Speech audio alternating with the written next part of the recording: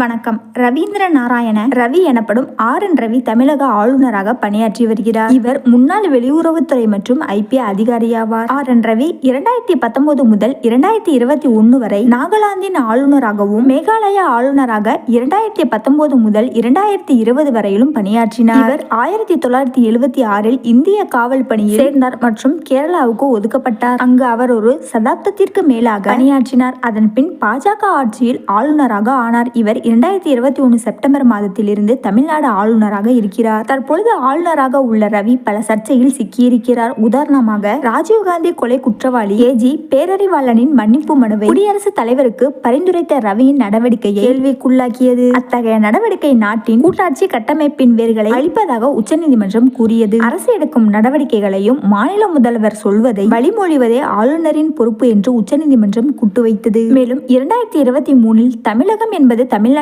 மிக பொருத்தமான பெயராக இருக்கும் என்று ரவி பரிந்துரைத்தார். மேலும் கடந்த 50 ஆண்டுகளில் ஆளும் அரசியல் கட்சிகள் பிற்போக்குத்தனமாக இருப்பதாக குறிப்பிட்டார். ரவியின் கருத்துக்கு திமுக மற்றும் எதிர்க்கட்சியான அனைத்திந்திய அண்ணா திராவிட முன்னேற்ற கழகம் மற்றும் அம்மா மக்கள் முன்னேற்ற கழகம், மறுமலர்ச்சி திராவிட முன்னேற்ற கழகம் ஆகிய அரசியல் தலைவர்கள் கண்டனம் தெரிவித்தனர். அதன் பின் ஆளுநர் தனது கருத்தில் இருந்து பின்வாங்கிக் கொண்டார். அதேபோல் தமிழ்நாடு சட்டமன்றத்தின் ஆளுநர் உரையின் பொழுது ரவியிடம் சமர்ப்பிக்கப்பட்ட உரையிலிருந்து முக்கியமான வார்த்தைகளை தவிர்த்துவிட்டு பேசினார். குறிப்பாக பெண்கள் அதிகாரம், மதச்சார்பின்மை, சுயமரியாதை, கருணை மற்றும் அம்பேத்கர் மற்றும் பெரியார் உள்ளிட்ட திராவிட தலைவர்கள் பற்றிய பகுதிகள் போன்ற சொற்களை தவிர்த்துவிட்டார். அரசு மூலம் தயாரிக்கப்பட்ட உரைக்கு ஆளுநர் கட்டுப்பட வேண்டும் என்பது விதி. அதை அவர் மீறிய நிலையில் அவரின் பேச்சை முதல்வர் ஸ்டாலின் சபாநாயகர் மூலம் நீக்கினார். இந்த நிலையில் முதல்வர் ஸ்டாலினுக்கும் ஆளுநர் ரவிக்கும் மோதல் போக்கு ஏற்பட்டு வந்தது. மேலும் உச்சநீதிமன்றத்தில் ஆளுநர் என். ரவிக்கு எதிராக வழக்கும் தொடுத்தது. என். ரவிக்கு எதிரான வழக்கை விசாரித்த நீதிபதி ஆளுநர் ரவியும் தமிழக முதல்வர் ஸ்டாலின் சந்தித்து பேசுவதே இதற்கான தீர்வு என்று உத்தரவு பிறப்பிக்கப்பட்டது. இப்படிப்பட்ட நிலையில் தமிழ்நாடு ஆளுநராக இருக்கும்